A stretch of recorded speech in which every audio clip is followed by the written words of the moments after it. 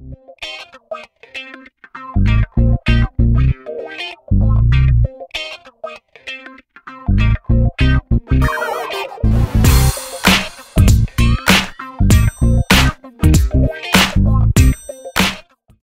on va voir maintenant la dérivée d'une fonction f définie par f de x égale 7x moins 4 divisé par 2 moins x.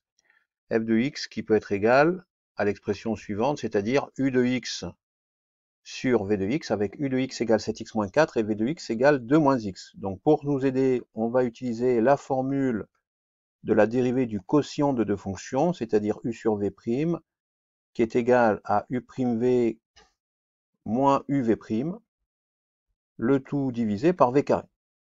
Donc on voit tout de suite, d'après l'expression f de x, que 2 moins x était au dénominateur.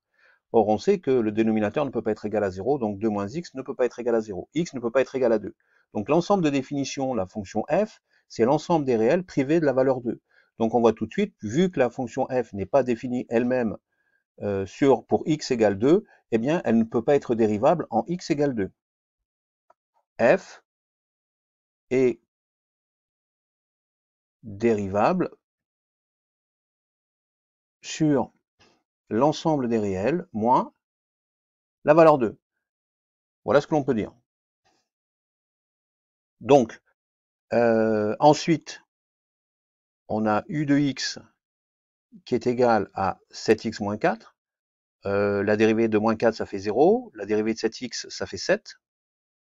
Donc, u' de x est donc égal à 7.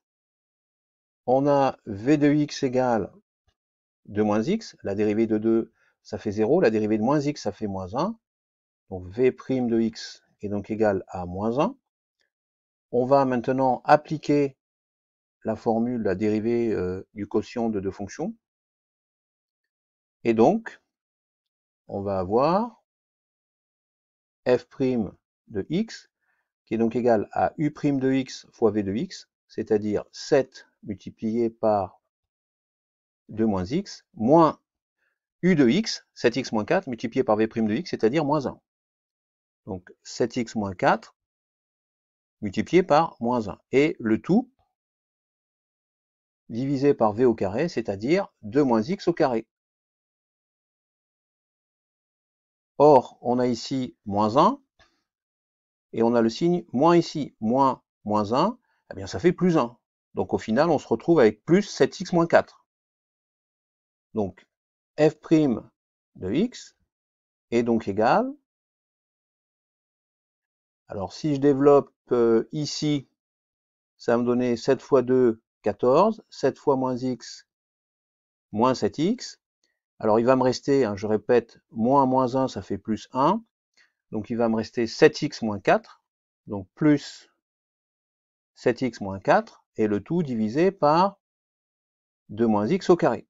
Or tout de suite, on voit que moins 7x et plus 7x, ça va s'éliminer, et que 14 moins 4, ça fait 10.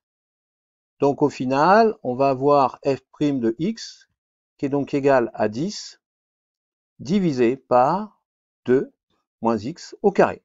Et bien voilà, on a effectué la dérivée de la fonction f.